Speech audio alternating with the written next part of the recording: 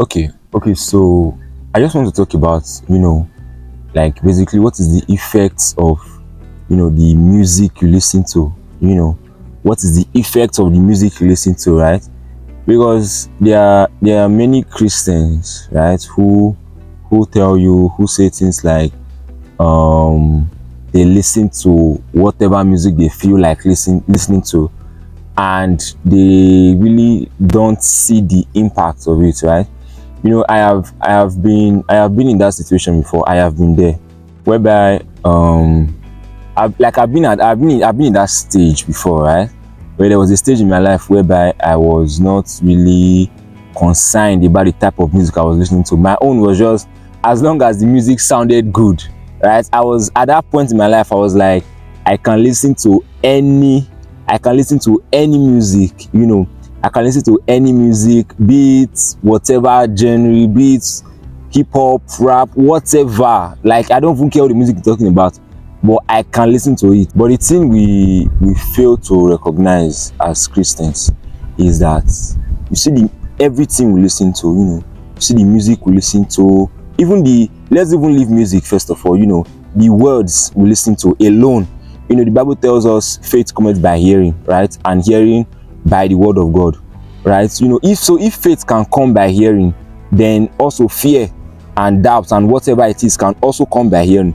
And music is a very, music is basically words, words placed in, words harmonized. That is music, right?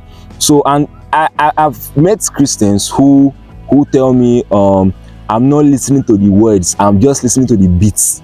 And you see the kind of songs they are listening to. I'm like, how do you listen to this as a Christian, like as a child of God? Say you love God, you want to grow,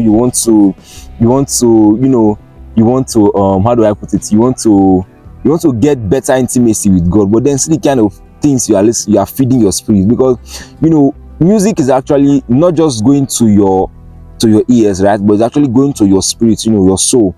Music is actually being received by your spirit, right? And then, even because I don't know if it happens to you, right? But for me, there are certain times I'm just alone, or I'm just idle, right? And then a music just comes from my spirit, just starts like playing in my head, and I told myself that, see, if I actually want to grow with God, right? If I actually want to grow in the things of God, if I actually want to, be a better Christian, be a better child of God, right? I don't want to be that person that, when I'm sitting down, then the music that comes to my head is the music that the words are not even defined. Like, the words basically do not make sense.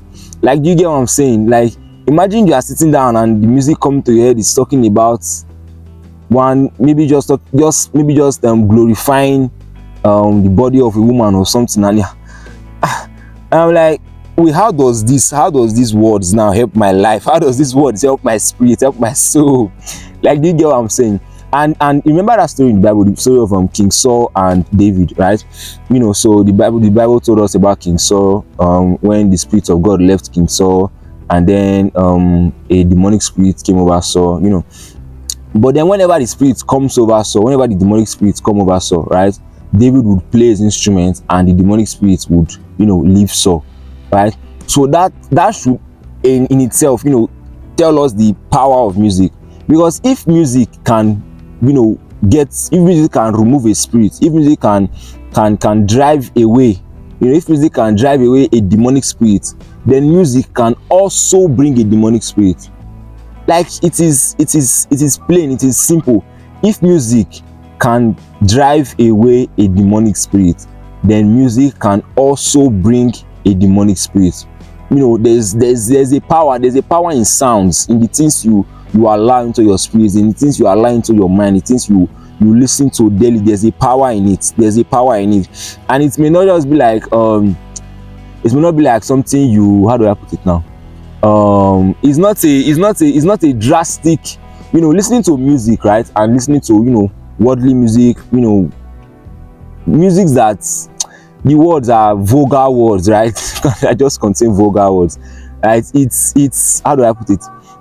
Listening to music is like, if you listen to vulgar, music with vulgar words, right? If you listen to them over time, if you start listening to it today, right, it would not just overnight change you, right, but then it's like there's a gradual change, in your mindset, in your thinking, in your alignment with God. There's a gradual shift that just happens unconsciously. You are not even aware that something is happening inside of you. You are not even aware that something is changing inside of you, right? And something is just shifting, and gradually, and you look at, and 3 months down the line, you look back, you look at yourself, and you're like, how did I even get there? How did I even get to this position, right? That's the power of music, and not just music. That's the power of words. I've made a video on power of your words before, I'm placed on this channel, right? So, but like, yeah, music is powerful. It is not something you should be careless about. It's not something you should just randomly sit down and just allow yourself listen to any type of music that you just feel like, because the music just sounds good. Because some people will say, oh, the music sounds good, then I will just allow myself. No. You should be selective, and in fact, it's not even every music that Jesus is mentioned this side that is actually a Christian music, or that is actually a gospel song, right? There are some songs that the name of Jesus is mentioned this side, but that song has nothing to do with the gospel. That song is not edifying. The Bible tells us, it says, whatever things are true, whatever things are, edifying, think on these things. The same thing applies. Whatever music, whatever songs are true, whatever songs are edifying, whatever songs, build your spirit man up, those are the songs you should listen to. Don't go about listening to worldly songs and expecting your Christian life to grow the way it's supposed to grow. You get what I'm saying? And even this issue of feeding your spirit, with worldly songs, is one of the main reasons why many people, why many Christians find it hard, getting into the place of prayer. Because getting into the place of prayer is like two lovers, let's say married couples, right? As Pastor Kingsley will always say, he's one of my favorite pastors, right? As we always say, he said something. He said, if a man, wants to make love to the wife in the night, right, he starts making love with the wife from in the morning once they wake up. Like, it starts with the things you say, in the morning, throughout the day. It starts with how you behave throughout the day. It starts with the nice words and everything you do to her throughout the day, such that when it's night, right, and it's time to make love, the process is just easier. It's just easier to transition into love making, right? And listening to worldly music, again, is the major reason, is one of the main reasons why many Christians find it hard going to the place of prayer. Because throughout the day, let's say you want to pray at night, right? And then throughout the day, you fed your spirit with all sorts of worldly music, all sorts of worldly things. And let's not even talk about those that use vulgar words. Like, how are you a Christian? And there are some words that should not come out of your mouth as a Christian. As a Christian, there are some words that should never come out from your lips. Like, but then, let's say throughout the day, you listen to worldly songs. In fact, you would not even listen to Christian songs. There are Christians who, if you go to their playlist, right, you might only find 1 or 2 Christian songs at most, and every other thing is worldly songs, right? You will see some things. You see people sharing their Spotify wrapped at the end of the year, and then you see let's say top 5 artists. You see number 1, you see Ashake, or you see Davido. Number 2, you see Nathaniel Bassey. Number 3, you see Dunsin Oyekan. Number 4, you see Tiwa Savage. Then number 5, you see maybe Rema or one. And I'm like, are you here, or you are like, pick a side, like, stop jumping. Again, coming back to what I was saying, this is one of the reasons why many Christians find it hard going to the place of prayer, right? Because throughout the day, you fed your spirit with worldly songs, worldly things, even using your lips to confess vulgar words, and then in the night you say, okay, I want to pray, and then you just expect yourself to find it easy to go into the place of prayer. Like, it will be hard. Again, like I've said, it is like love making. It will be hard if those nice words have not been said during the day by the husband. Those nice acts, those nice have not been made during the day. Going into love making in the night will be very hard. The same thing happens in the place of prayer. Going into the place of prayer will be very hard, because your spirit man is not strengthened enough. there's a constant battle, right, that we have to fight every day. As it's not a battle, God has given us victory, right? But we have the spirit and then we have the flesh. Book of Romans 8 tells us the spirit and the flesh. So but when you've strengthened your flesh throughout the day with worldly music, with worldly songs, worldly everything, and then in the night you expect your spirit man to just automatically from nowhere find power and just be strengthened enough to just enter into the place of prayer like seamlessly. Like it will be very hard for you, very, very hard. So I don't know. I pray again, it's not topics like this, right? Topics like this are not even supposed to be up for discussion, because some things are meant to be on your own. You just catch them in the place of prayer. On your own, your spirit just catches it on your own.